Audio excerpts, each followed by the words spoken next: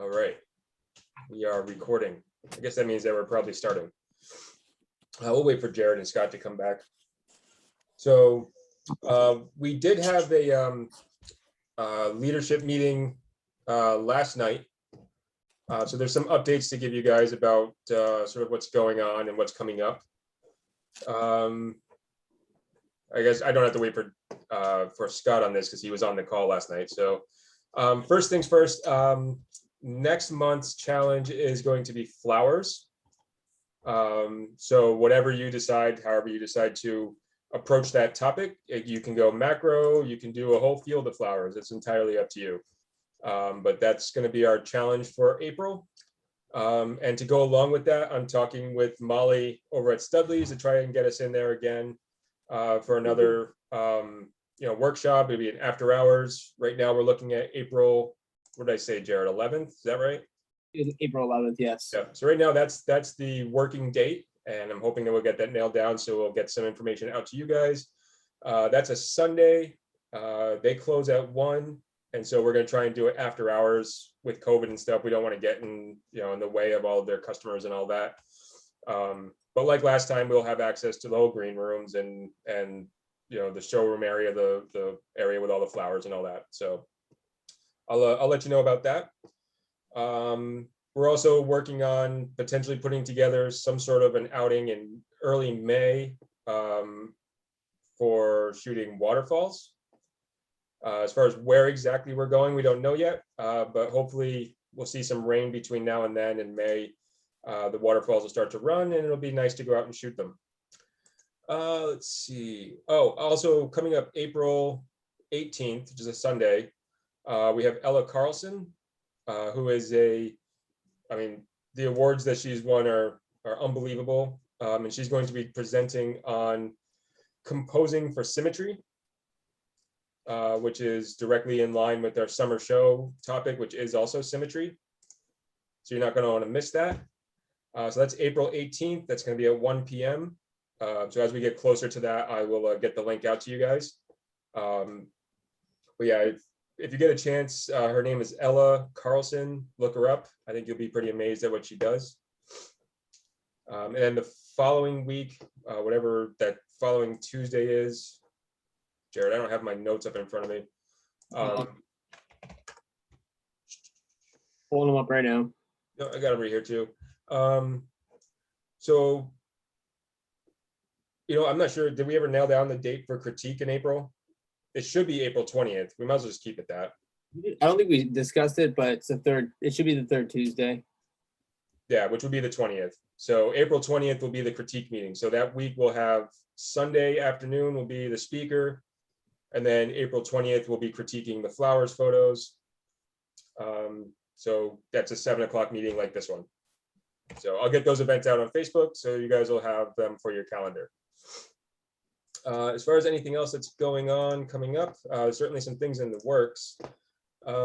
Jared's looking at potentially trying to put together a Milky Way outing. Nothing set in stone as far as that's concerned, but that'll be later in the summer, since the Milky Way is visible in the sky a lot earlier in the night over the summer. So we're looking at that.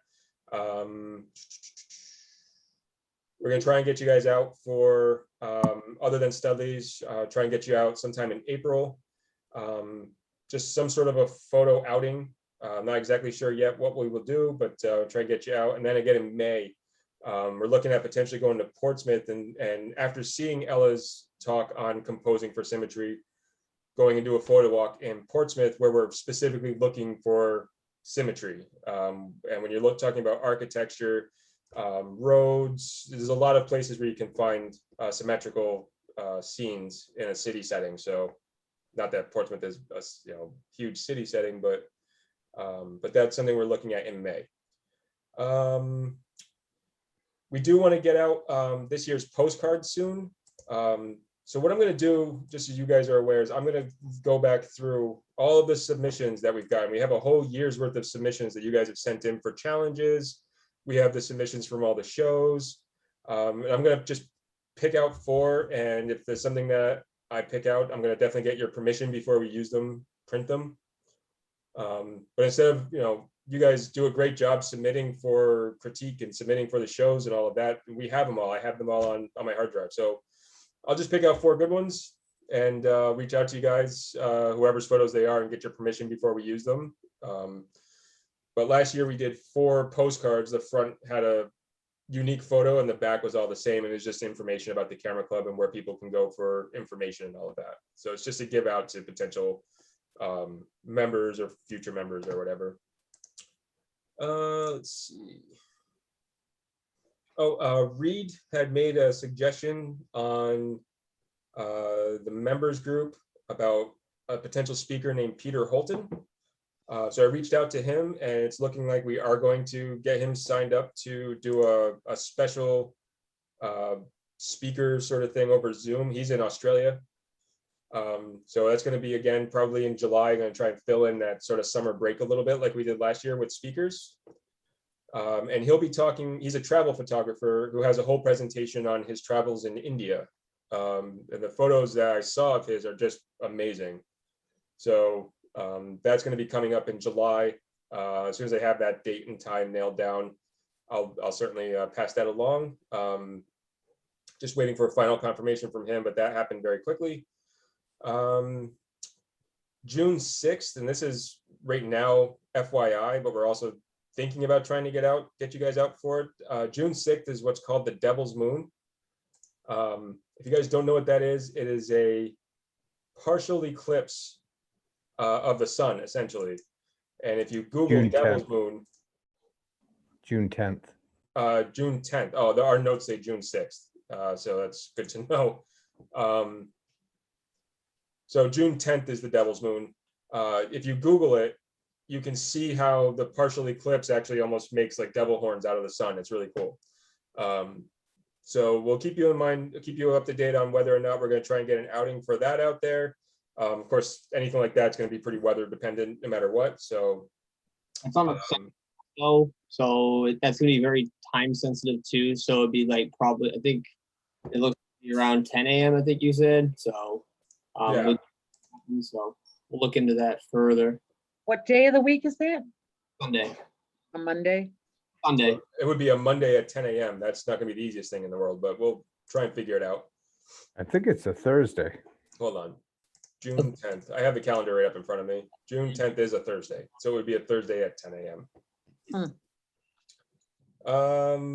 Other than that, we're working on finalizing the challenges for the rest of the year. We're almost done with that.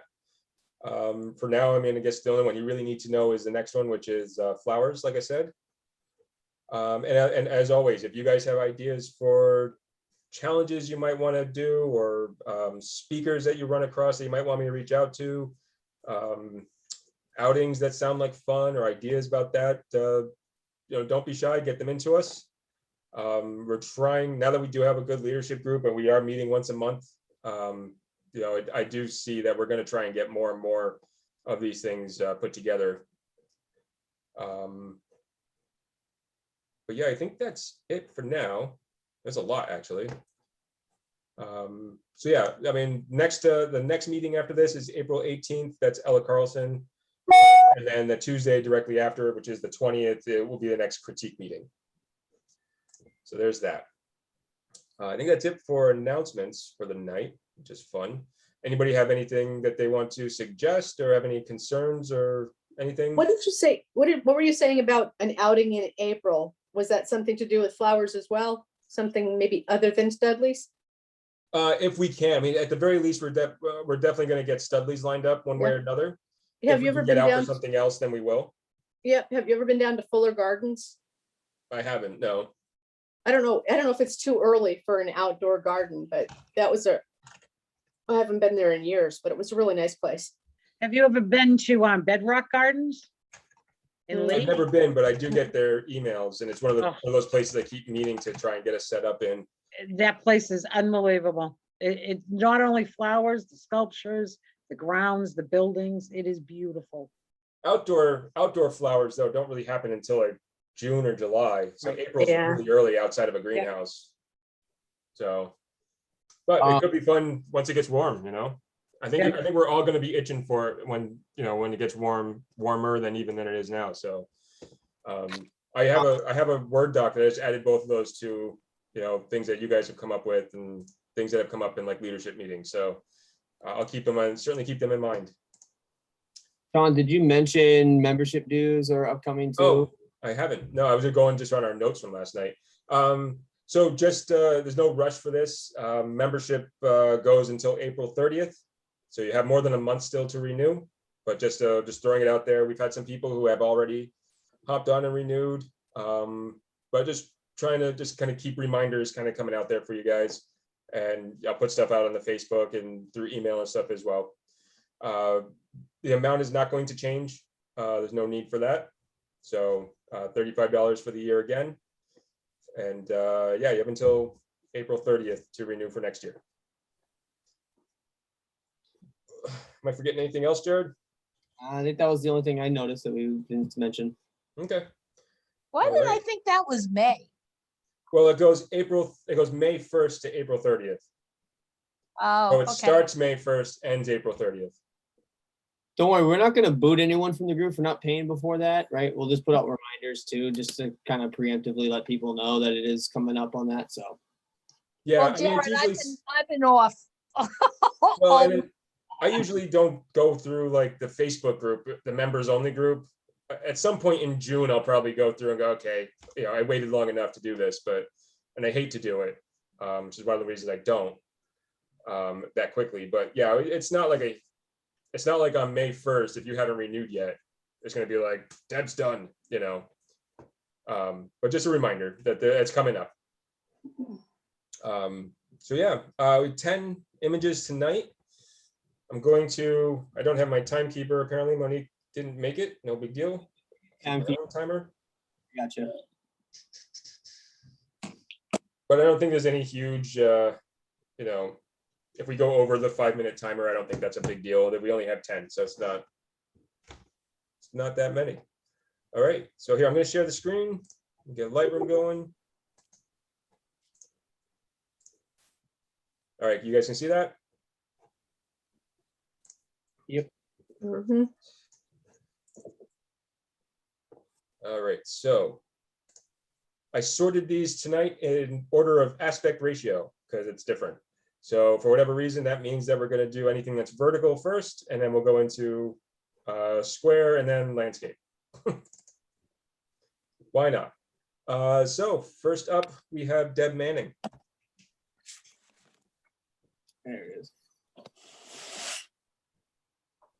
What's everybody think?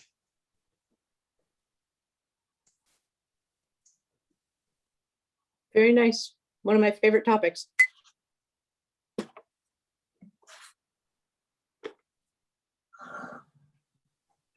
I do like it. I like the fact that it is definitely for the March. I love the March feel with the container or the sap collector, but I would just think maybe the highlights toned down a little bit. I might think a little bit more of the detail in the metal itself.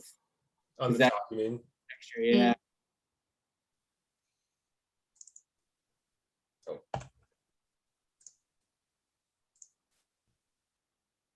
I like that it's black and white, that you chose to go black and white with it. Helps tell the story of it. I definitely like the black and white. I think that if it was color, you take away from the actual container itself. Black and white really makes it Yeah. out.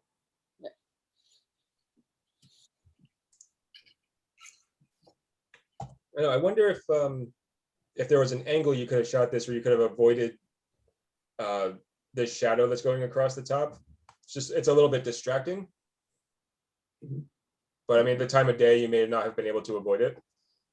Well, it was on private property and I was taking it from the road. Oh, And gotcha. I didn't want to climb over the stone wall fence. Don't blame you. Is that really a shadow or is that a branch? I think No, it's a it's- shadow. And it's It's a a shadow shadow. from this Yeah. branch right Is it- here. Yeah. So the sun's coming in this way. Oh, okay, yep. Yeah.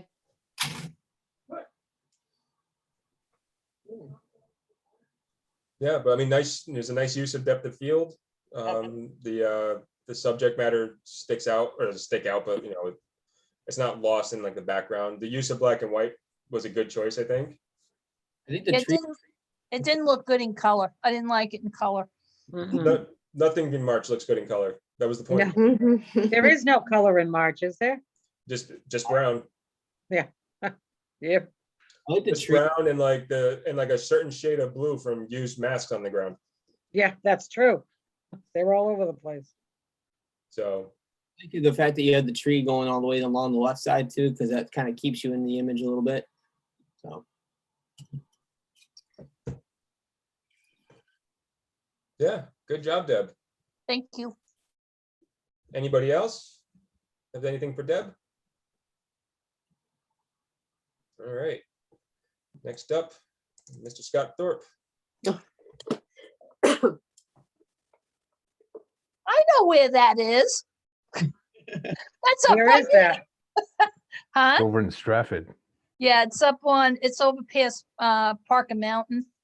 He just put the buckets back out. Because I went up a couple of weeks ago and they weren't out. I'm waiting for the big tree in the background to fall down. Is it not healthy? It looks healthy to me. Well, there's a big hole in the middle of it. oh wow, now you can see it that you mentioned it.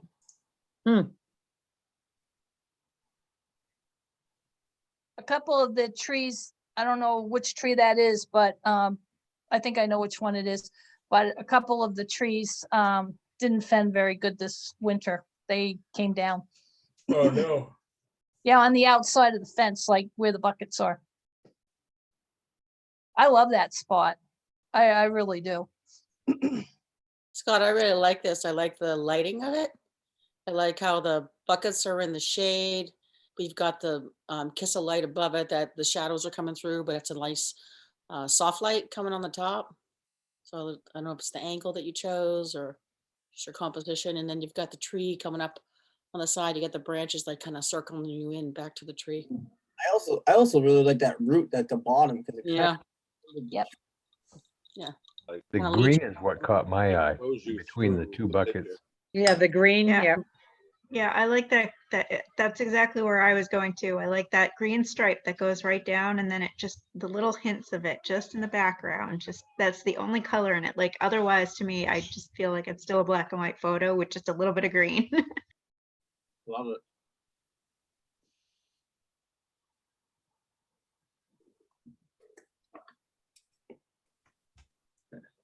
Yeah, Very, there's not much color out there right now.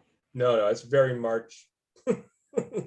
Well, you've got some blue and some green. You did it. That Yep. looks nice.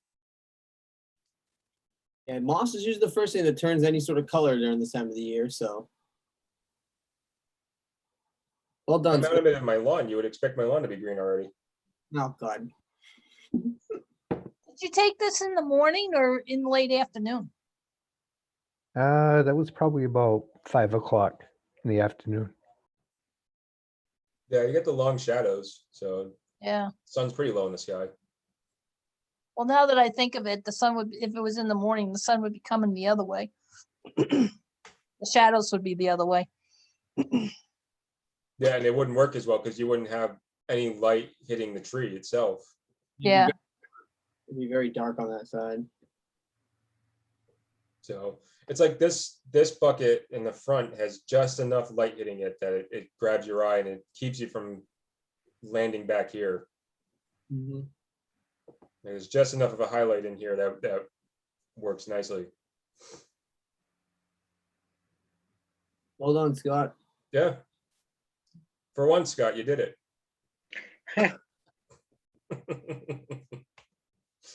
Oh man.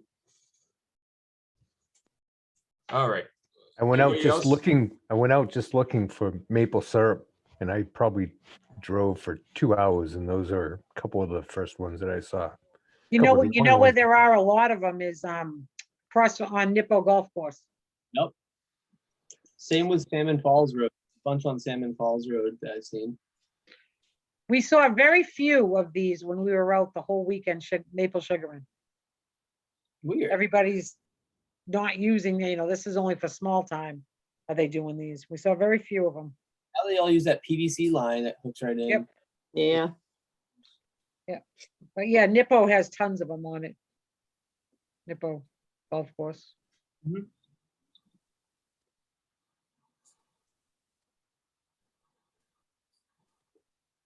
Cool. All right, anything else for Scott? All right, nice job, Scott. Very nice photo as usual. All right, next up. All right, this one's mine. Got the train going by? It is, yeah, it's the Amtrak. It is. Nice. I mean, love it. I like Where's that. that? This is Salmon Falls in Rollinsford. Nice.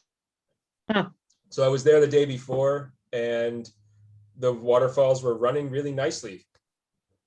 So like there's usually a waterfall going over this and like they come over the rocks. And when I got there at, you know, the time to shoot the train going over, there was no waterfall anymore. Damn, Hmm. So this is like way cropped in from what the original photo was, just because the only running water I had was this. But like and the lack of the water made it so that it actually fit this challenge pretty good, just a little bit less.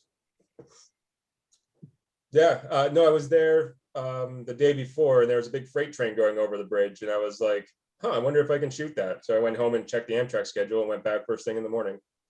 No, I can tell it's in the morning because the direction of the light, because I know the spot real well. I like the fact that you had the train completely blurred out and almost you don't recognize it. I just look, I think that's the train, so draws another attention. Well, I thought it was the top of the bridge. And I thought the train or whatever it was would run through the middle of it. The bottom, I guess, the bottom of it. That's what it looked like to me because of the cement underneath. An old trust. Oh, sorry, go ahead. An old trestle. Yep. I like how Okay. the movement at the top from the train and then movement at the bottom from the water. Hmm. There's like flow on the top, flow on the bottom. Yeah, it's a 2-second Cool exposure. composition. Yeah. Nice diagonal of the water coming across it too. Mm. I know it would probably work better if it were flipped, but I'm not usually that type of person if, you know, when it's like, it wasn't that way, so I don't want to flip it, but. I like it this way. Well, typically, like if you can get the water kind of coming in this way in the way that you would read. Yeah. It leads the eye a little bit better, whereas this, you're kind of reading it backwards. But. And I like how you made it a vertical, so you follow the water, you know, but I don't know if I would do that because the trestle and the train, maybe I would have shot horizontal, but I like what you did. It was shot horizontal originally, and I cropped it in this way because there was nothing to see over here, you know, Yeah. with no waterfall, so. Yeah. I'm just gonna go back to that comment that you made about flipping the photo, and I like the fact that it doesn't do that. I like that there's that tension that's happening, that you're almost like struggling with what is happening in that photo. Like there's more to it, like there's emotion to it somehow.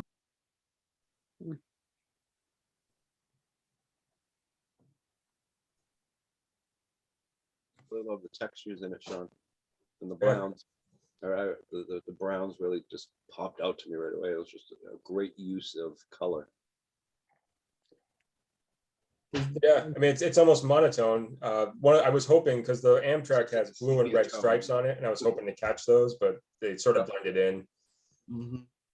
But it's also Even a the silver train- bullet in the end, so. Yeah. Is that easy to get to where it is? I don't even know where it This is. is literally on a road with a double yellow line on a bridge. Huh. But at 7 in the morning or whatever time it was, there was nobody there. So I think it was a Sunday morning too. I also like, you can see the texture in the train too, because there's like, it almost has layers on the train as it like kind of Mm. runs down. You can see each one of those lines going across too. So it kind of gives you a little bit more depth and kind of the shape of the train as it goes by. I'm just noticing. A little bit of reflection too on the left-hand side on the train. It's kind of nice. I like this, Sean. It's a good shot. Okay, Mhm. thanks. I can't even tell you the disappointment I had and nearly got back in my car when I was just like, where the hell is the waterfall? how did this happen? But the challenge was to make something out of nothing. So, yeah, all right. Well, thank you for the feedback, guys. I appreciate it. Anything else from anybody? I like it. Oh, well, thanks. I'm gonna have to go find it. I can tell you exactly where it is. Okay. Look at Fogarty's restaurant in South Berwick, and it's the bridge right next to it. Yeah, it's like 100 yards from Oh. Fogarty's. Fogarty's Restaurant in South Berwick. Yeah, or the Yeah. mills, the mill buildings in Rollinsford. It's literally right there. Isn't that where your studio is? It's why I was there the day before. Yeah, I was just moving some stuff in. Yep.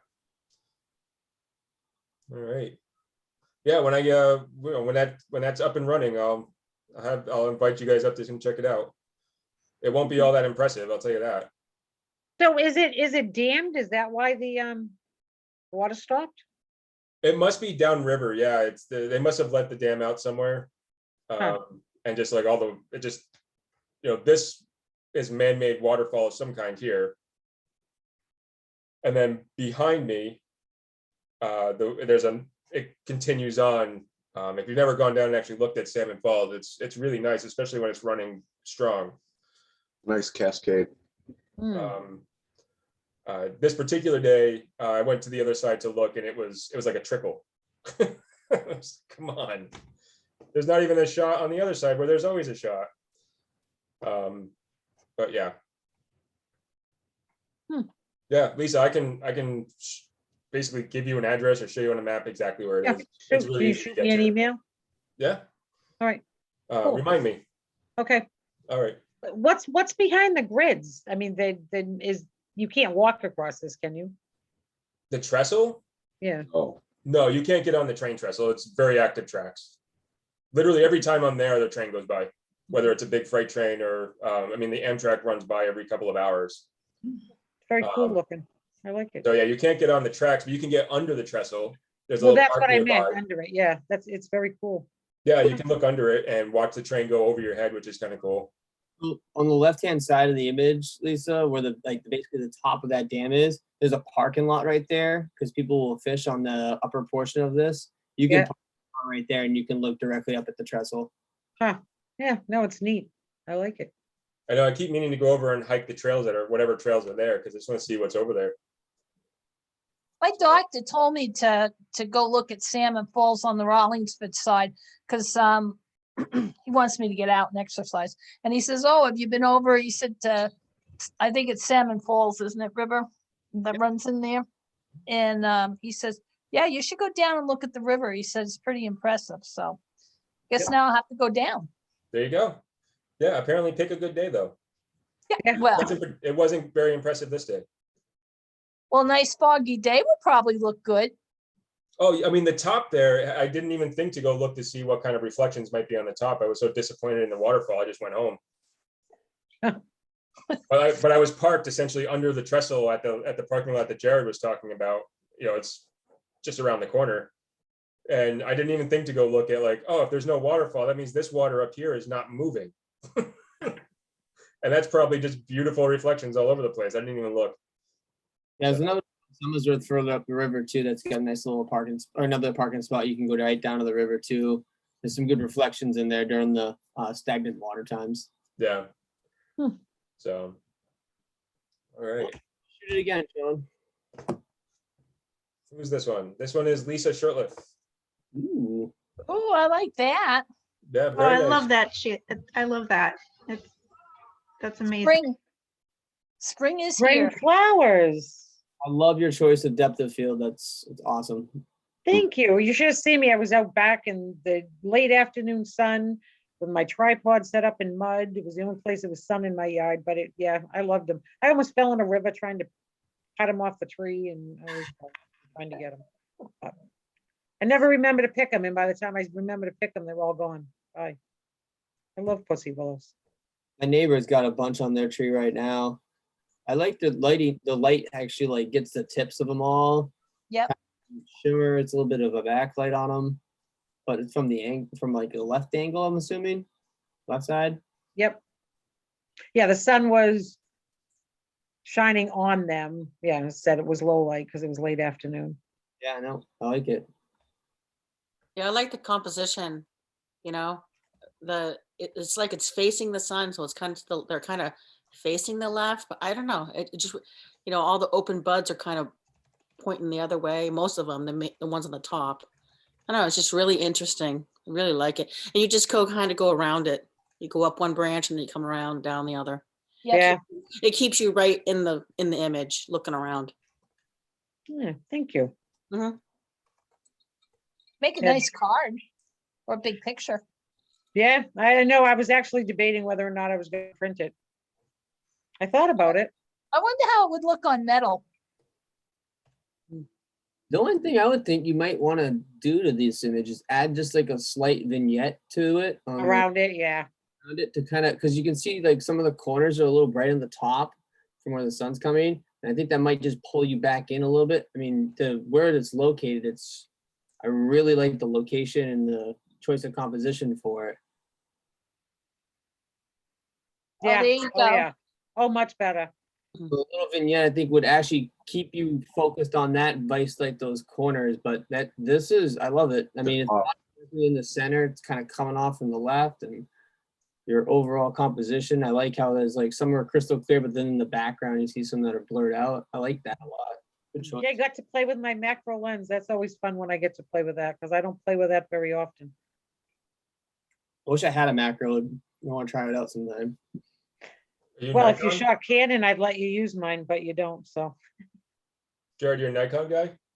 Sony. Oh, never mind. Yeah.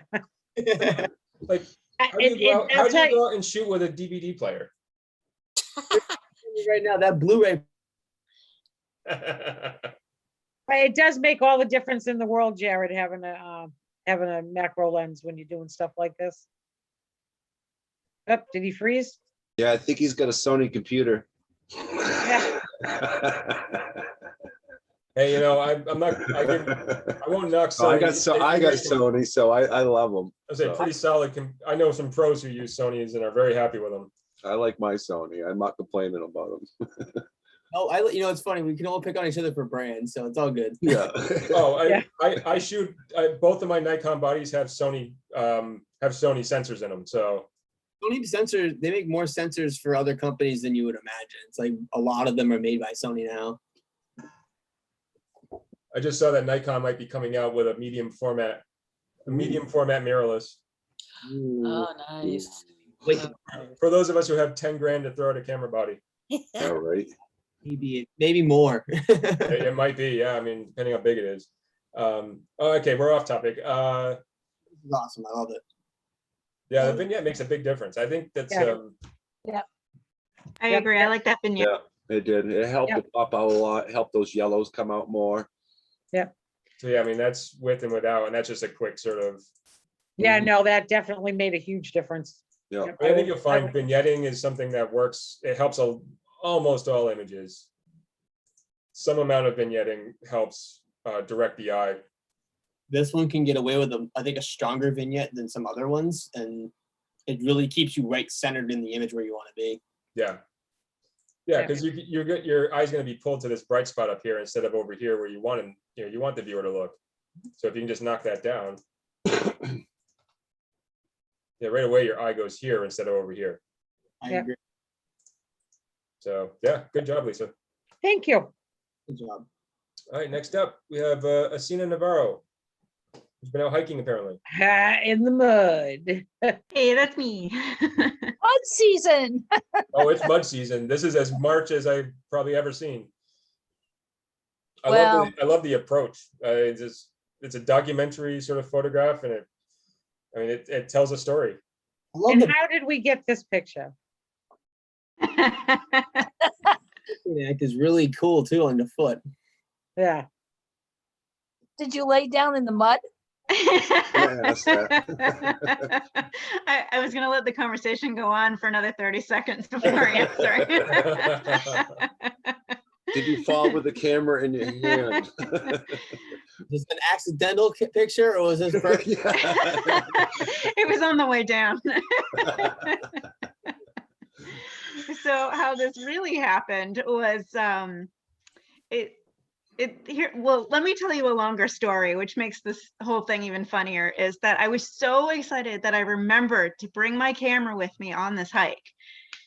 And we were walking and I wanted to get her in the mud, and I found this one place where there was like a big flat rock and then there was just a mud puddle just on the other side of it. So I knew that I could lay down on the rock. So that's how I did it. So as I'm laying down on this rock, I go to snap my shot with my camera and nothing happens. I try it again, nothing happens. Make sure it's on, nothing happens. I look at the screen and it says that I don't have any battery. Oh no. Oh, Oh, no. So I took my camera out for a lovely hike, which didn't do anything with. So this was actually with my phone. That's okay. Came out good. Yeah, that's fine. On Worked my out just belly, fine. trying to get it. Yep. Just remember next time you go out with your camera, make sure you have battery or an extra battery with you. Yeah. You know, Listen, Deb, I we was all just have to do happy it that I once. remembered the camera in the first place. We all We've have all to been run into there. that once. I once went out and realized that I was trying to shoot and realized I didn't even have an SD card in it. Oh, see, that's my biggest fear. I've done that multiple times. Exactly. Oh. You get there and you're like, oh crap. Oh yeah, you gotta do it once so you'll Kind of never a do it bump. again. So I think like the last one, I think a vignette is called for here. Maybe Oh, a yeah. slight crop in from the left a little bit too. Yeah, I don't think that you actually need all of this. I think if you did something like this, Yep. or even just took that whole leg out and just really kind of focused in on the shoe. I gotta go down further because I like the dark mud a little bit. That looks weird. I kind of like the Yeah. two legs. Yeah, me too. Like a floating Yeah, I like leg. the other leg. Yeah. Gives it context. At least a little bit of it anyways. Yeah, Yeah, I think- I had done you have a that good too. shape I cropped it in a few different ways to try to figure out where to get it exactly. And you needed that second leg for context. Otherwise, it was just kind of like A floating leg. just a floating leg. You needed to know that it was in the mud, that it was somebody walking. So you needed that extra something in there. And there was more like that dark shadow right on the bottom. There was a lot more of that in the photo, and it ended up, it really needed just that little hint of it on the bottom. Like the more I cropped it, because I didn't think I liked it, but you just need that little bit of dark on the bottom. Yeah. Yeah, I think it works.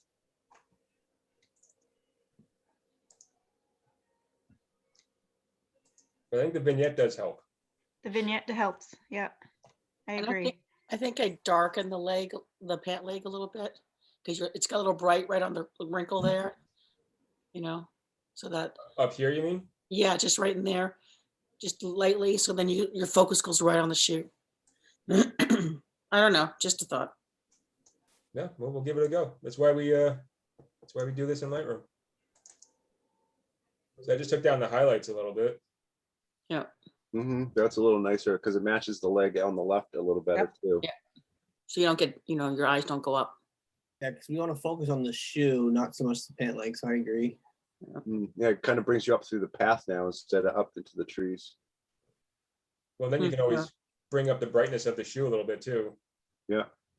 Add a little bit of clarity to the shoe. Or bring down the contrast as to hair. Yeah, a little clarity, maybe a little texture, really kind of bring out the mud and stuff that's stuck in there. And did you notice the leaf that's stuck on the back of the Yeah, foot? right there. I Yeah. love that. I love that part of it. It was just such a subtle, weird little thing. It was there. I didn't do anything to it, and it just stuck. And it was. I love the fact that it lives there. Was the first thing I noticed was the leaf. I was like, "What is that? Is that the pant?" And they're like, "Oh no, it's a leaf." Is that toilet paper? Who knows? Yeah, it probably could be. Yes, I mean, that's when you're looking at it, and you're looking at how you play with lights and darks and stuff.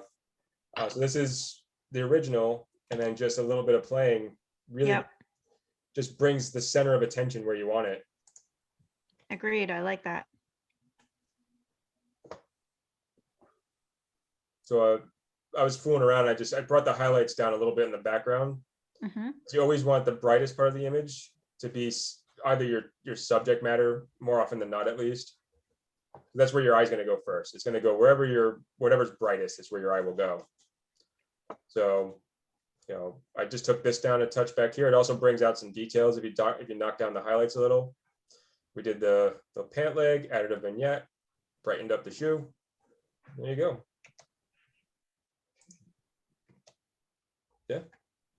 But the concept is right on. That's awesome. I love it. Dirty. Thanks. It's awesome. Dirty. Well, I took Olive up to the Gunnock trails the other day thinking we were going to go for a hike, and there was so much mud that we couldn't even get on the trails. So Yeah, that one's hard spoke right to me now. right away. So if you go, once you get past it, it's like about a quarter mile of like the mud and you have to go around everything. Once you get past it, it's pretty good for some portions of the red and the blue trail. The yellow and the red, white, and blue are just muddy in a lot of spots right now, for sure. Yeah, I mean, I was standing there in the parking lot in sneakers, and Olive had on her like Chuck Taylors, Mhm. and I was like, "Yeah, we're not doing this. We just went to the playground instead." So, yeah, great job, Asina. Anybody else have anything further for Asina? Well, I think I would lie and say that you laid down in the mud to I get laid that down in picture. the mud. Yeah, I mean, There you it go. was, That's how it you was got this. gross. That's how you got it. Yeah, yeah. I mean, I'm hardcore. Well, we always knew that, Asina. Right. Thank you. Yeah. Yeah, you've always struck all of us as hardcore. Yeah. All right. Next up, we have Jacob. Oh, hold on, let me turn that off. It's not actually red. There we go. And Jacob messaged me. He said he was sorry he couldn't make it, but to look for the face in my image is what it said. Yeah. I don't know. It looks like an ear. I can see it. No, you can Oh, see. I see it too. Yeah, That there's was a the first eye thing I here. saw too. There's a face. Yeah. I know. Yep. So I like the shadow a lot because it's like, it looks like the shell is curved, like very smooth, like kind of a nice round. But then when you look at the shadow, you can see that it definitely comes up at you because it's more of a sharp point. That's Yeah, kinda the way neat. the light's catching it. Yeah. Oh, I see the face now. It only took a little. I love the minimalism of it. Mhm. It's very simple. I think the only thing that I would ask is that it's a little less centered in the middle. Like it needs to be somewhere else, but I love that concept. I love the face. Mhm. See, I like so it's not centered, it's in the upper third. I like that because the shadow then sort of throws off the way that it is. So where it's positioned in the frame in the upper third like this, the shadow then almost, it creates a certain tension, to use one of Asina's words, in the composition.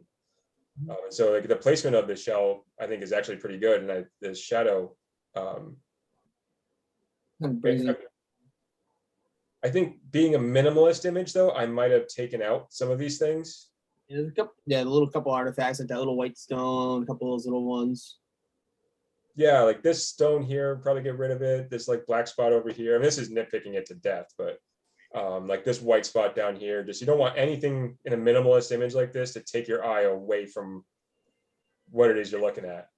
Really a few of them too, because like the small, super fine greens, it doesn't matter. It's just those little ones. I agree.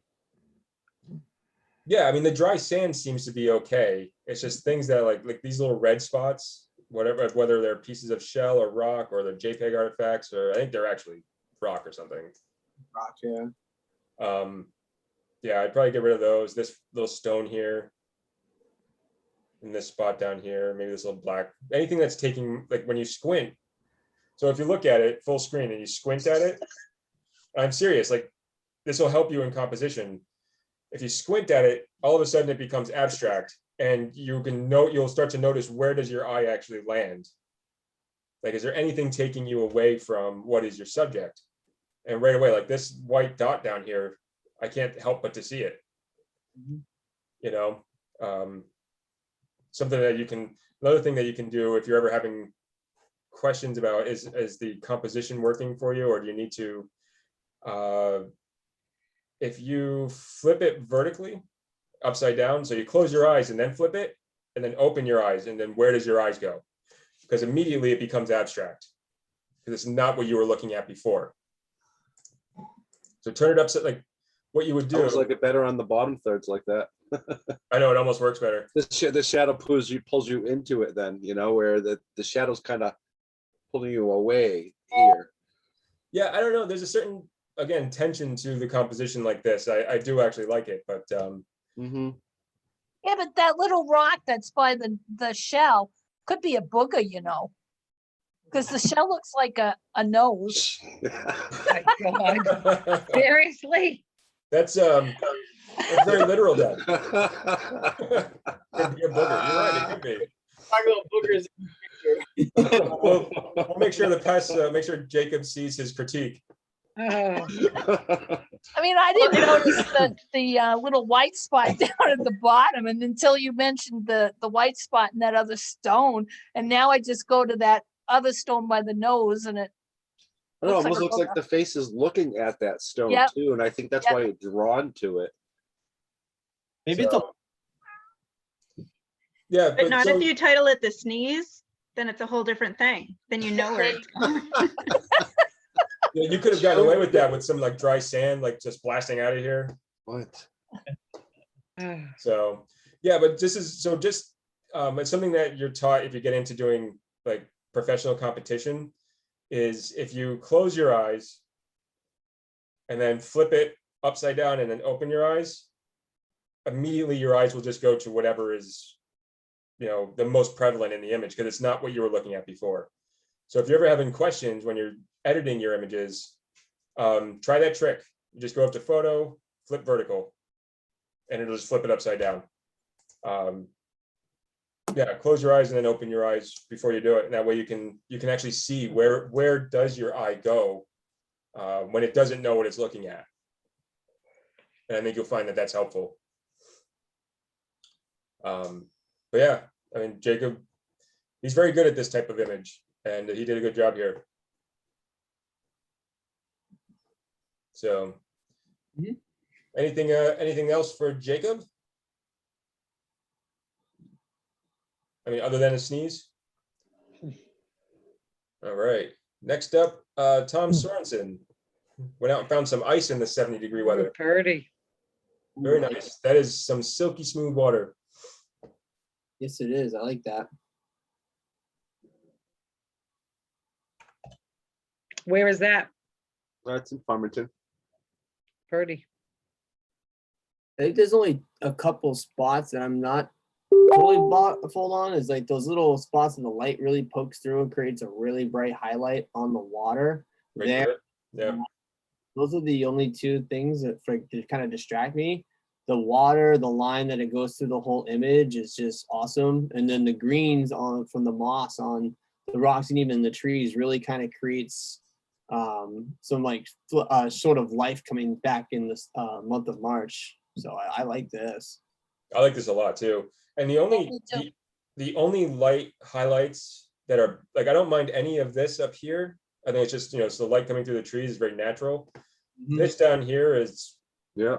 either crop it in and get rid of it, because I think you could afford to lose a little bit if you needed to. Yeah. Or just knock the highlights out of that. A good strong vignette might work. This is a 3-shot portrait, Yep. and actually I have the edit, and I actually have it coming over to just to the edge of that second highlight in, almost on the thirds now. So This it's more one of a here, you mean? yeah. So it's more of a portrait, but I kind of wanted to see what you guys thought about it, and I just left it those 3 images put together. I like crop. I would just get rid of those 2 bright highlights in the bottom, because the ones, as Sean was saying, up in the middle, they work really well because you can see where the light would be coming through there. Those are the only 2 spots that I would think I would want to remove, but the rest of it, I think it kind of works together. Yeah. Agreed. I wouldn't want you to crop it at all, because I really like how just right in that middle left bottom corner, you see just the rocks underneath the water. And it, yeah, those two little pieces of light. I don't know that it's all that distracting. I think just that we're talking about it, that it's distracting now, but I think that you need to keep those rocks there. But I love how there's such like so much movement, but so much stillness in this one shot. This is fantastic. Good job on this one. Yeah, the stillness of the ice and the movement of the water, you know. Yep. What is the red in the right-hand corner on the bottom? Oh, that's my logo. My Oh, watermark. okay. I just can't see it.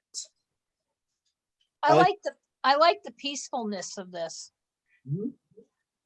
I think it's Thank very you. peaceful. Yeah, very well done, Tom. Very well done.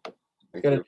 finishing point too with the river, kind of like just goes right into the wilderness. It's really well done. No, I love that you can still see like there's ice on the banks over here, but it's obviously melting, you know. Very spring in New England for sure. Yep, yep. All you Good need time is of the year. stuck in the mud. Mhm. But I love this like little rock poking out down here. I didn't notice that till you pointed out. That's nice. I like that. This, I mean, if you're gonna go through the whole process of like, even if you just take these highlights down a touch, like do the same thing to this spot down here. Yep. I just look at like the way I'm thinking of it is anything sort of south of this ice shelf. You just don't want you want the viewer to kind of go into the image, and Mhm. it's sort of like, That's why I had done the crop because of Yeah, that corner. You anything know, sort the of branch, south it of was the here. branches that bothered me. Well, not so much the highlights. It was that cluster of branches that just kind of, I was like, eh. even a strong vignette might just do the trick, you know. You don't lose anything too much, Mhm. but it helps to just bring the eye. I don't know if that helped at all. Yeah. Yeah, it's an object now, so I brought it to Photoshop and made it an object to put the background and stuff. And Yeah, I think if you're gonna do the vignette, you also need to do a little bit of brightening in the center. yeah, Um,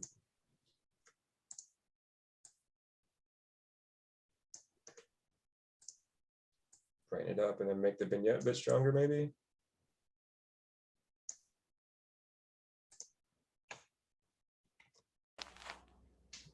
yeah, it helps draw you more into the stream. Yeah, I mean, you want your brightest stuff to be like right here, Hmm. but like, I don't know. It wouldn't be too hard to clone this out, I don't think, or you can just take, No, it wouldn't. just take a brush to it and just knock down the highlights. Mhm. Yeah, you can leave it there, but just like this one actually doesn't bother me too much. It's this one specifically, Yeah, that one on the left is pretty bright. but I mean, overall, I mean, it's hard to, again, nitpicking it to death. It's really nice. There's so many textures in there, from the rock to the silky smooth water to the jagged ice to the trees. It's like I love it. So much going on. It's great. Thank you.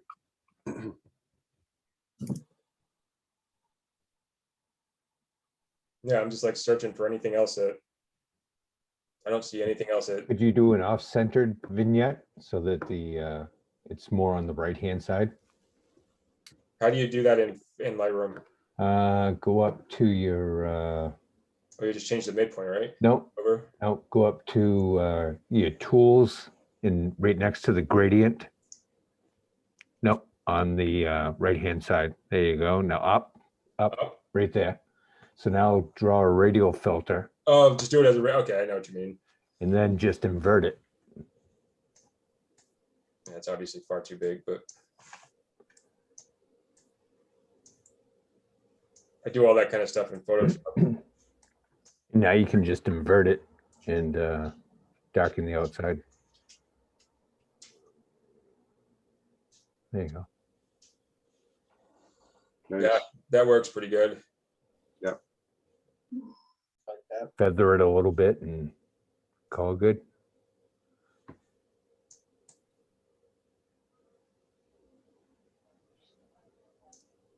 Yeah. And then you could actually do another one on the inside and brighten it up a little bit. So now do one more inside, a smaller one, and just brighten that part up a little bit. Would you actually brighten it or add contrast? Either one, All right, so for whatever reason on mine, I have to invert it to the inside, which is stupid. correct. Yeah, as a little exposure, maybe a little contrast or even clarity. You know, be gentle with it for sure. Mm. Feather it in. Wow, yeah, a lot different. You could play with this so many different ways. It'd be Oh, interesting. yeah, you totally could. Yeah, I mean, I might actually make that, you know, that inner radial bigger. It did help that left light too. Yeah, well, it makes this the brightest part of the image now, so it's Yeah. not as distracting anymore. Mhm. You know, it adds depth to the image. You Yeah. have so much just natural depth in the composition. So using contrast and you know, in Lightroom, you can use radio filters like that just to add in depth. Then I've also seen where people will take and do another radio filter up in the trees and just add a little bit of yellow to it. And then make To a bring bigger out one those and a big golden, one. you Yeah. bring out those golden lights. You can almost do a linear 2-1 up on that one. Right.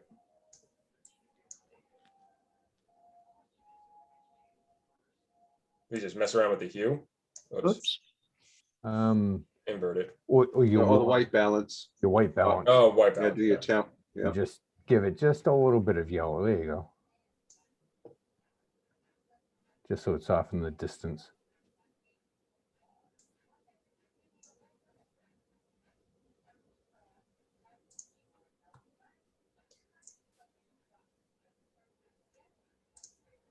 Oh, hold on a second here. I reset it and then did that, and now I lost the other two radio filters. That's fine, that's fine. All right, so that's where we left off, and then if we just did this, Now you have to invert it again, I think, right? yeah. I hate Lightroom. I should love it, but I yeah, think and up there, I might even, you bring up the yellows and maybe even take your shadows down slightly. the thing that I'm missing in the edits is where that bright spot is on the bottom. I feel like the light part is not starting there, and I want to see it starting on the left and working its way up through. And I think that little spot on the bottom is lost. The little spot on the bottom. The bright spot that Yeah. that's within the circle, that's where my eye wants to go into this water, and instead it's coming straight down, or it's going straight up from the right side up. Mhm. So towards the bottom, I just want a little, instead of having that oval where it is, I'd like to catch a little more on the bottom. Does that make any sense? Kind of like where it ends on the image, you're saying? Yeah, if my eye's going to go in from the bottom, 1/3 in from the left where that bright spot is, that's where my eye wants to go in, but these edits have darkened that spot. So now my eye Oh, isn't you mean the going chunk of there. ice, that light spot, the chunk of ice in that area? Well, if you Well, got that's where my eye wants to go. I don't care for that. I think it's the color, that yellow color, but that's where my eye wants to go in. But I think that the edits have darkened that. You could probably do like extend the radial filter down, pass through the image Mhm. all the way I- past. That way it would incorporate more of the water flowing through. I So think that would work. Yeah, so that's what I just did. Which one is it? This one? Yeah, so, and it's also feathered quite a lot. So if we took that down a touch, yeah, because you could pull that radial filter down further from the point, and it would actually, not that one, nope, put it back where it was. Grab the edge. Pull it down. So you can extend it further down. Is that what you're trying to say, Pat? Yes, except right now you're widening the circle. I did like it off to the right for the most part, but if you extend it down, so if you make You're the oval talking about skinnier- this right here? No, no, go down to the left, right This one? there. Yep, that one. there. That's where that's area, forget about that light spot. That's where my eye wants to go in, and that's where I'd like to see a little bit of lightning. Well, we But do I have a don't brush. like that white spot there. That's not what I'm, I don't know how to explain it. Maybe even out the light instead of getting rid of the light. Almost lighten that corner up. Not the corner, but right around that area where the light is to lighten it up. Yeah. It's just that's where my eye wants to go in. And I think to me, the light spot, it's more the color of it. It's yellower, and that's where my eye, that's the thing that bothers me with that. But Desaturate it a little bit just to get rid of a little bit of the color. yeah, Here, you mean, yeah. Yeah, could. Just the that yellow. and that too. That's what I was wondering, if there was the yellow and not necessarily the light. yeah, I think a lot of it is the yellow, but that's, I haven't explained myself very well, but my eye wants to start at around that point and go in, and the edits have not made that happen. Well, see, my eye sort of follows the, I think we were That's trying exactly shade it. here. to not do that, to not bring us into that area, instead to bring us where Sean's showing now with his cursor. Yeah, you wanted So to you kind would of follow flow right with the up pretty water quick. instead of the light. Right, it's where what the intent and the focus of the image is. So if the image is all about the water, then you want it to be able to flow through the image with the, I mean, so, yeah. this maybe- isn't usually how I would do this, but if you just got rid of that. Yeah. Whoops, didn't even do that second one. Like, I think if you just get rid of that and get rid of that, obviously that didn't work. Oh, no, yeah. Whatever reason it wants to bring down those trees, but like if you just get rid of it altogether, now what do you think? Yeah, it's a lot better. That's halfway there. Then I think that spot that you got rid of, that's where the light, it needs to be lightened just a smidge more so that your eye can start there. So it's gonna be bright now at the bottom. Yeah. I know what you're saying. So be as bright almost as a white, not so much dark. I see what she's saying. I think like it the started flowing out So I that would way. I would and then- lighten it up with a brush or something like that. Yeah. In that area, and that would help bring out and get you into the first falls anyways. Yeah. So you want to lighten it all the way to from the edge of the frame to the falls? Is that what you're saying, Pat? Yeah, the first edits with the vignette darkened that area. So I liked it before that little section was darkened. I liked the way it lightened the whole rest of the stream, but I think that spot got darkened a little too much. I see what she's saying. And then we lost that entryway into that. So I think if you have that skinny vignette, but you bring it down a little bit further out, not wider, if you bring it down further, it will widen. Okay. And then just, So this is the brightening vignette, not a vignette, but this is the brightening. okay. And then this is the one that's sort of darkening. And what's happening is those two are overlapping exactly where you're talking about. So trying Right. to figure out how that's gonna, That would be a lot of finicking around trying to get to where you're looking to get it just right. But Yeah, that would definitely be Photoshop and using the blend tool over the brush tool or the clone tool.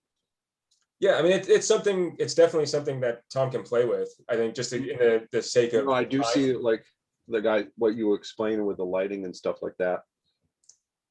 And using the vignette and everything. I think if you were starting over with all the edits, then you'd do it just a little bit differently, and that wouldn't happen. there's a lot of Because I like how it lightens up when you do that. potential of this photo to go a lot of different directions with it too. As we can tell right now, we all have different opinion on it, how we could improve it. It's like it's kind of showing how much versatility there is. Tom. Yeah, I think it's either way, it's fantastic. It's a great shot. Thank you. All right. That would be something we could try too. Just throw out a photo and let everybody edit it and then put them all together and see That's kind of cool idea. Oh, yeah, that's Yeah. it. That's, I yeah, like that's fun. see how many different ways you can edit it. That's a great Huh. idea. Scott. Yeah. I And love have that people idea. sort of have people sort of keep track of their process so they know what they did. Yeah. Yeah. Yeah, just Yeah. one photo. It's the same photo, but you would see so many different versions of it. Yeah, totally. Put that down. We'll need a donor raw file.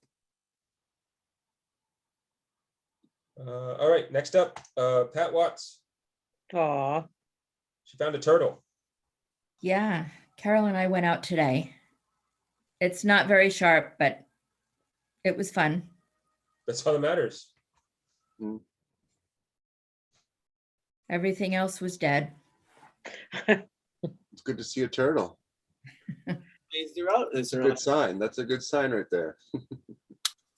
Pat, do you ever use the sharpen in Lightroom? I am not skilled in Lightroom and I haven't had time to really try, so I just did a smidge in Photoshop. I haven't really learned to play yet. There it is. Now do a side by side so you can see the difference.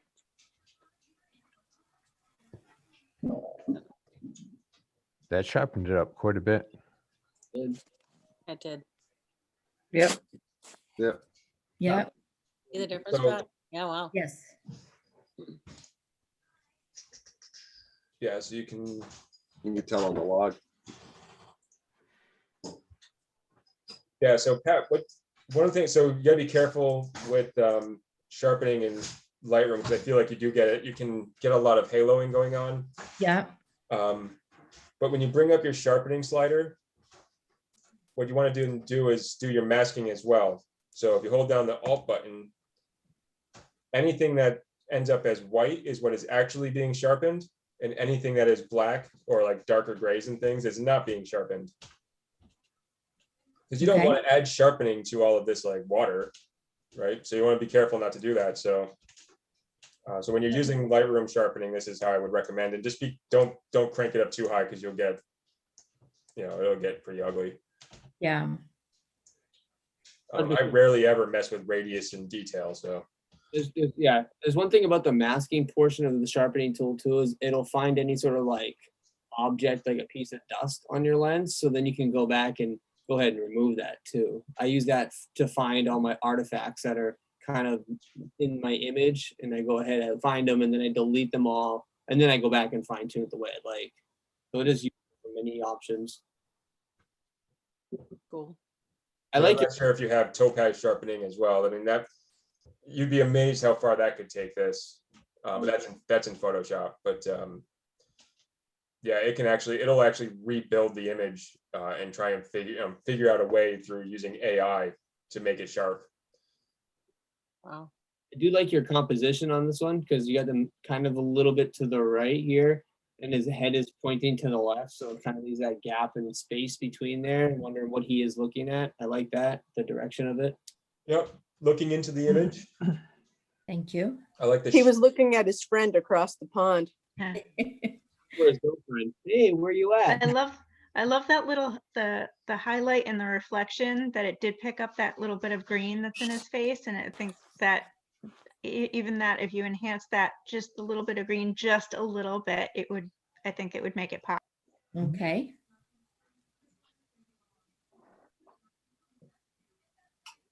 We'll be seeing more of them out soon.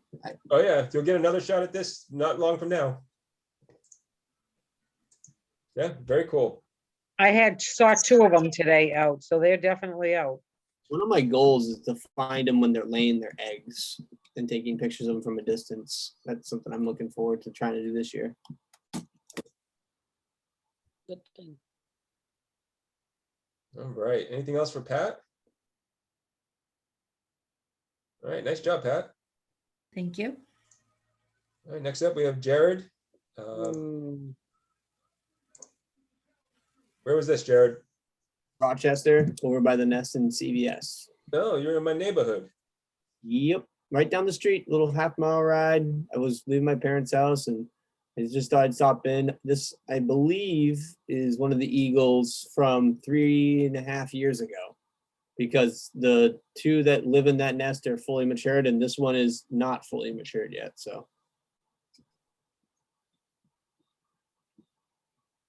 Yeah, that one's still hanging around. That one torments the other two every now and then. Does. They were, the one that was on the nest actually came off. I believe they're on the eggs right now, came off Yeah.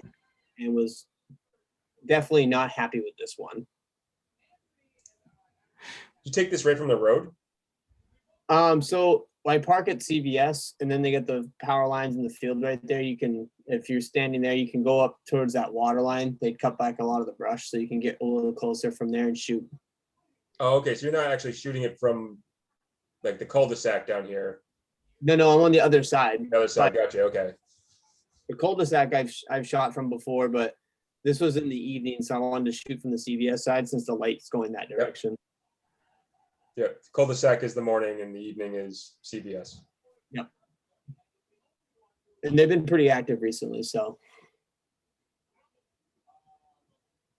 What lens did you use for this to get?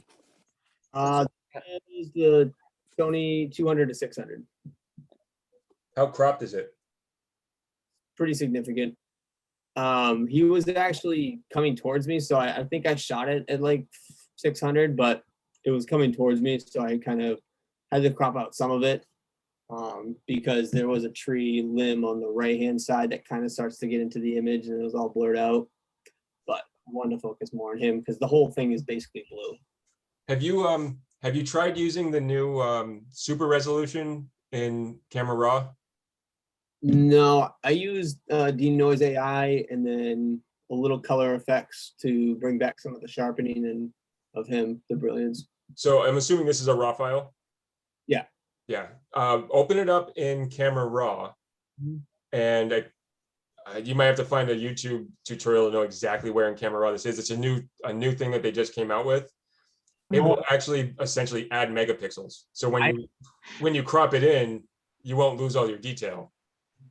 Of course, it makes a like humongous file out of it, but it'll create a new DNG file 4 times the size of your original file. And originally it was a 42 megapixels. So yeah, you're gonna need a hard drive for this, but yeah, so just I'm looking at this and you are losing a little bit of detail. I mean, you have good detail here, but some of the fine detail you are losing just because of how cropped it is. Give it a go. Maybe you don't lose anything. I read the article about that the other day and how they said they started running through and they go, it's actually quite incredible. They were pretty impressed. So I forgot all about that. I'll run it through there again. Yeah, I mean, it's worth a shot. I mean, what's the worst that happens? You look at it and go, this sucks, and you delete it, I deleted it 6 times the other day trying to fix it. Oh, yeah, there you go. But that's why I was asking how cropped it is, because if it is like significantly cropped, you might be able to save some of those fine details if that's as good as they're saying it is. Yeah, definitely try it out because I had that. I got the updated. Photoshop just updated for me like last week. So yeah. So it's not in Photoshop, it's in Camera Raw. Right.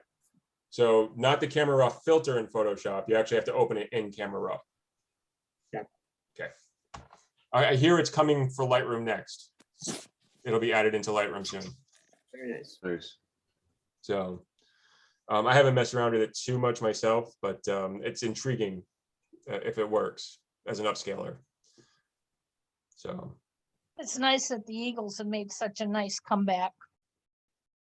yeah, I see them over my house all the time. Like this was taken like a quarter mile from where I live. 4 streets down. Yeah. So yeah, they're over Well, they're over our house all the time. Well, I know back when we first moved out here, you wouldn't see an eagle. And somebody in Stratford I think it was in the 70s or 80s, somebody saw up on the power lines an eagle, and everybody was saying, no, no, no, it's not an eagle. And it was an eagle. So Well- it's nice that they're becoming more common in our area.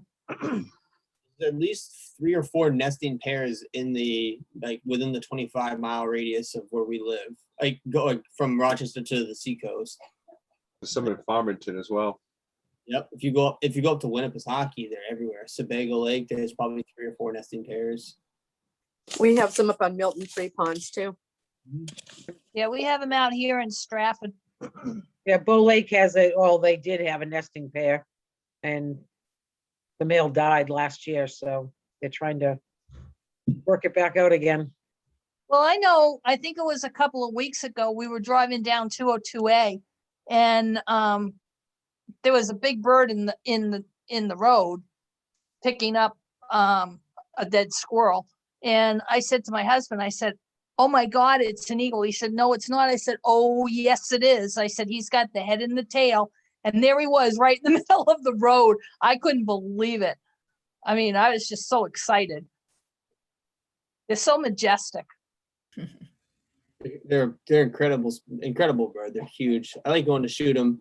Sometimes you gotta sit and be patient for a while because they don't move very much. But sometimes in the tree, but when they do, you're like, all right, here we go.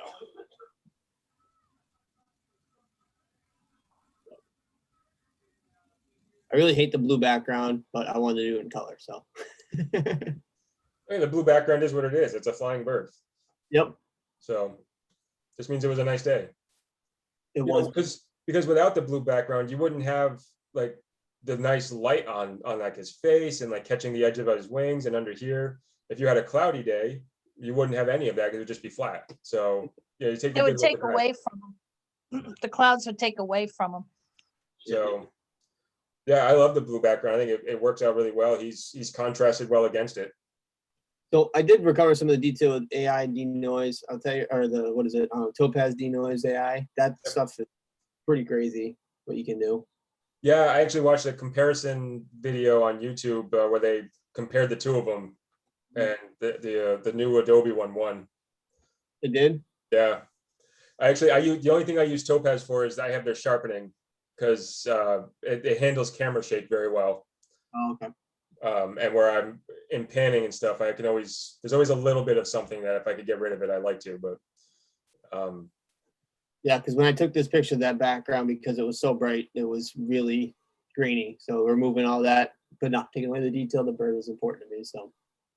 Oh, another trick, it's a new thing in Photoshop. When you're doing, if you do something like that and you find you have a lot of artifacting going on, and one of the new neural filters is JPEG artifact removal. That seems to work pretty well for sharpening artifacts as well. Okay. And it's just you just go in, you click it, it takes you to a thing, just let it do the auto, whatever it's going to do. And it does seem to do a pretty good job of removing artifacts from, like when I use Topaz for sharpening, sometimes it creates artifacts out of it. So yeah, it's something else to keep in mind. That's the new neural filters in Photoshop. So Look at that. yeah, that's cool. I really enjoy that one, Jared. Anybody else have anything else for Jared? All right, last one. As you can tell, I just stopped doing the whole stopwatch thing. So, and we have Carol Martin. Oh. This is pretty minimalism too. I like it. Yeah, I like it too. I know, and I actually like this up here. I do too. Took it out and then put it back. I didn't like it with it gone. Yeah, it becomes almost too I kinda minimalist like without it. it. Yeah. I like the texture of the sand and how it kind of gradually fades to blur in the background. It Yep. just- Yeah. The choice to backlight this is really nice. You got that shadow in the front, adds a little bit of extra interest. I bumped up the blue a little bit just to give it a little more zip. Yep. I love it. Yeah, I do. Yeah, Thank you. great job. I'm really interested. I was gonna say, Sean, is that one little speck that needs it?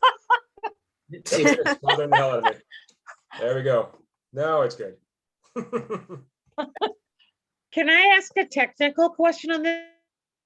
how do you get the watermark in the right-hand corner? I use Photoshop. It's a layer. Okay, so you have to do it in Photoshop, because You don't have Lightroom does to. not. No, you can put- do it in a You Lightroom. can do it in you Lightroom. can in Lightroom. Can you do it in Lightroom? I could only get it to show up in the left-hand corner. I could So not get it. when you go to export, Yeah, You can also go into edit, down to edit watermarks from there. oh, can you? right, I usually do it from here, just up Yep. to the watermark or to edit watermarked. Yeah, yep, that's how I do it. And when it comes up, it asks you somewhere in here, where do you want it? Right here. Yep. So do you oh, want I it in didn't the middle? see, I'll have to go look for this, okay, all right, I mean, the watermark that I'm using is my name down here and the company's logo up here. So no matter where I put it, it's designed to be centered essentially. okay, But yeah, so if you want it down in the right-hand corner, you click it in this box. okay. Yeah, Yep. you said you can also do it in edit, Edit. Yeah, edit edit watermarks. watermarks, So you okay. get the same box. You get the same box, so, yeah, just two ways to I get must to it. not have scrolled down far enough to get where to put it and stuff, okay, now I get it, all Yep. right. And you can Awesome. adjust it a little more on the insert too, so if you don't like it tucked so far into the corner, you could bring it Yep. out a little bit more. Or if you add a border like I did, I had to actually go in and edit my custom watermark and bring it out a little more because my border was too wide. And Okay. yeah, so yeah. All right, thank you.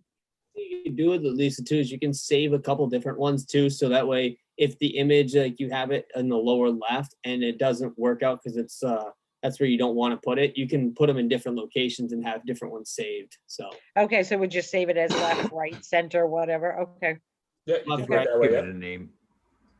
thank you. You're welcome. yeah, Carol, this is excellent. I love it. Me too. Other than that, we'll check. There's something about the beach and shells anyways, so I absolutely love shells.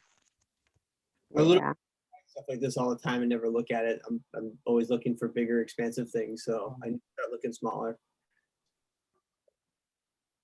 Well, it was one tiny shell on Big Ogunquit Beach. No, love it. It's so simple, Mm-hmm. you know, it's just so appealing. It's simple. Yeah, it's the way that it's like half sticking out of the sand. Yeah. And then the backlighting, so you got the shadows, just gives it some depth. The curved lines of the shell are very evident and prominent. You can see all that. Oh, that's great. Love Yeah, it. Works well. very well done. Thank you.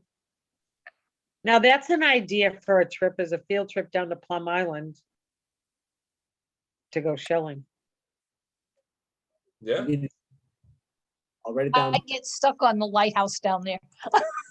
No, you go down the other end, go into Parker and go and Oh, park. no, all- I know, but I have a thing for lighthouses.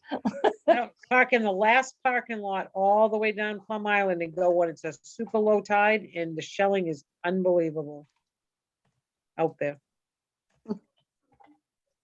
The tide pools and everything, it was really good. Mm. I'm writing it down, Lisa, because I think that's a good idea. It's a great spot I hadn't considered. And I know with Massachusetts and New Hampshire earlier last year, we weren't allowed down there, but I believe we are now, but I don't know, but I mean, if you said, if you go to all the way to the end and go to the last parking lot in Parker River.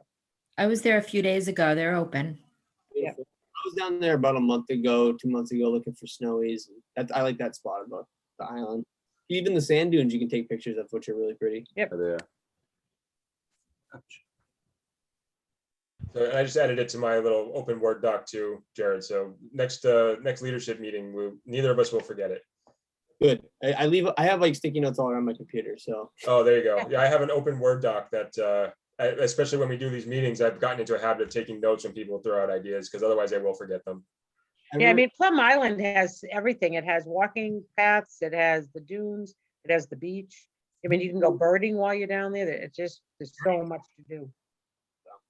Yeah, no, I'll put that one down because I like that idea and I would love to go. Maybe that might be coming up in the next couple of weeks. That might be our early April one because it'll be a great little transition to, warmer weather. So Yeah, for everybody outside. I agree. Mhm. So good job, everyone. Thank you for participating. This was not the easiest of challenges. So I'm glad people got out. It's not that time of year. Sometimes everybody wants to be out, but sometimes you just got to force yourself out. so used to just being stuck in the house. Why is my Bay photo opening? You son of a bitch. So here, I'm actually gonna. Oh, and in fact, I remember a couple of times people have asked how I organize my photos. That's all right here. I'm on my desktop now, so I can actually show you. Select by year, by event, and date. Here's the Last year's car thing. yep, here's the camera club at New England Dragway last year. You keep a single Lightroom catalog? Yeah, of that's you- all right, Sean. You can like go right by that one. At least. Yeah. So yeah, I do. So this is all, I don't keep a Lightroom catalog. This is all on an external hard drive and I import directly from there. So this is a 5 terabyte external hard drive that's very nearly full. This is a 2 terabyte external hard drive, which is also very nearly full. So one of them is all automotive and cars and the other one is everything else. So, and you can look at like the counts of like how many snaps there are on some of these. I have 155,000 car photos. Stupid and ridiculous.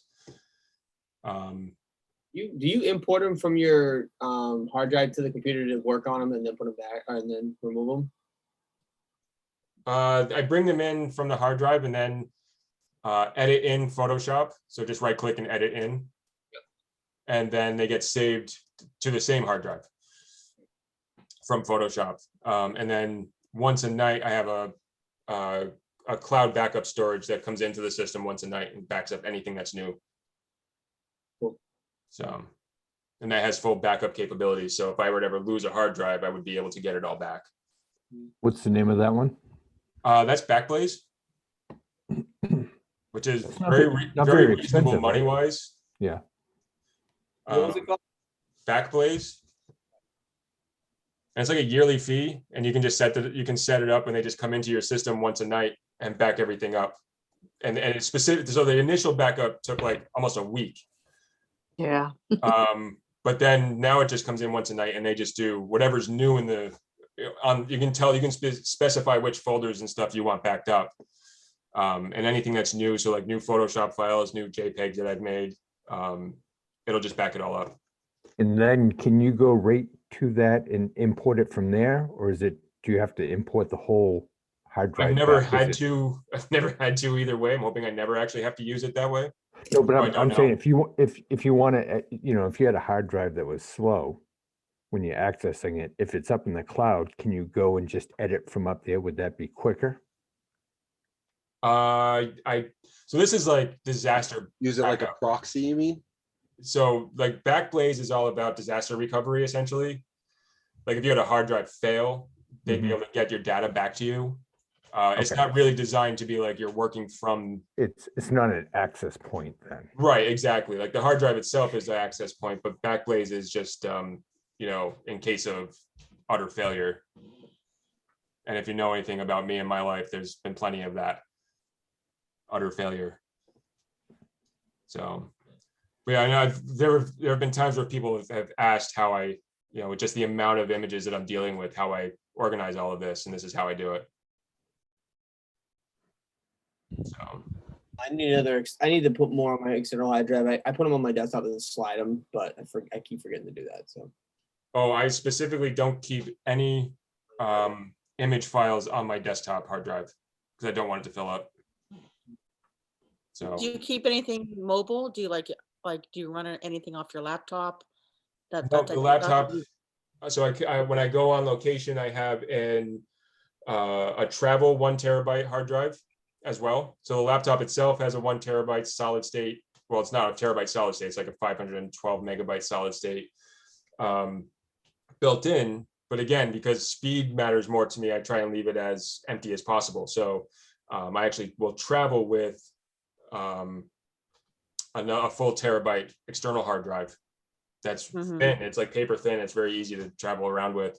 So when I'm on location, I'll download everything to the hard drive on the computer, work directly from there. When I get to the hotel, everything gets transferred over to the external drive.